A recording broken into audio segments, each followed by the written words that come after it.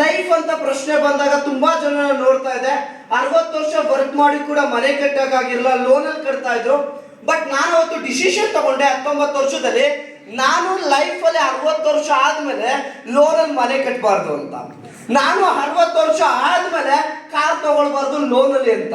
My friends, ಯಾಕೆ ಅಂತ ಹೇಳಿದ್ರೆ ಏಜ್ ಆದ್ಮೇಲೆ ಎಲ್ಲರೂ ಕೂಡ ಎಂಜಾಯ್ ಮಾಡಕ್ ಆಗಲ್ಲ ಮೈ ಫ್ರೆಂಡ್ಸ್. ಮಕ್ಕಳು ಮೊಮ್ಮಕ್ಕಳು ಎಂಜಾಯ್ ಮಾಡ್ಬೋದು. ಬಟ್ ಈ ಏಜ್ ಅಲ್ಲಿ ನಾನು ತಗೊಳ್ಳೋದ್ರಿಂದ ಸ್ವಂತ ಮನೆ 2030 1 ಕೋಟಿ ಮನೆನ ಬೈ ಮಾಡ್ಬೋದು.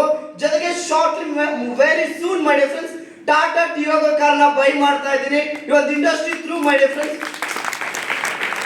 ಮೈ ಫ್ರೆಂಡ್ಸ್, ಇಲ್ಲಿ ಬಂದಿರೋ ಪ್ರತಿಯೊಬ್ಬರಿಗೂ ಕೂಡ ಕೇಳ್ಕೊಳ್ಳೋದು ಏನಂತ ಹೇಳಿದ್ರೆ, ನಾನು ಕೂಡ 19 ಇಯರ್ಸ್ ಈ ಬಿಸ್ನೆಸ್ ಪ್ಲಾನಿಂಗ್ ಕೇಳಿದಾಗ ನಮ್ಮ ಮನೆಯವರೆಲ್ಲ ಹೇಳ್ತಾ ಇದ್ರೆ ಇವೆಲ್ಲ ನಡೆಯಲ್ಲ, ಫ್ರೆಂಡ್ಸ್ ಎಲ್ಲ ಕೇಳಿದ್ವಿ ಇವೆಲ್ಲ ಮಾಡಬೇಡ ಅಂತ.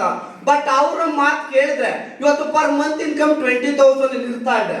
ಮೈ ಫ್ರೆಂಡ್ಸ್, ಇಲ್ಲಿರೋ ಟಾಪ್ ಅಚೀವರ್ಸ್ ಮಾತು ಕೇಳಿದ್ಕೆ ಇವತ್ತು per month income 60,000 to 70,000 earn ಮಾಡ್ತಾ ಇದೀವಿ ಒಂದು ಇಂಡಸ್ಟ್ರಿ.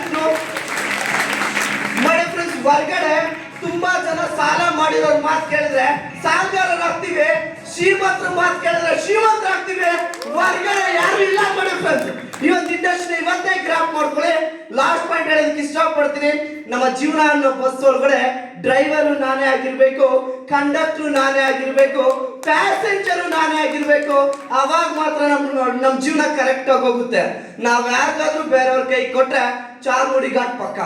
ಹಲೋ, ಹಾಗಾದ್ರೆ ಡಿಸಿಷನ್ ಯಾರು ತಗೋಬೇಕು? ನಾವೇ ಅಲ್ಲ ಮೈ ಫ್ರೆಂಡ್ಸ್. ನಾನು ಕರೆಕ್ಟಾ? ನನ್ನ ಜೀವನದ ನಿರ್ಮಾತೃ ನಾನೇ ಮಾತ್ರ. ವಿಶ್ವ ಆದ್ಮೇಲೆ ಒಳ್ಳೆದಾಗ್ಲಿ. Thank you. ಜೈ ಹಿಂದ್, ಜೈ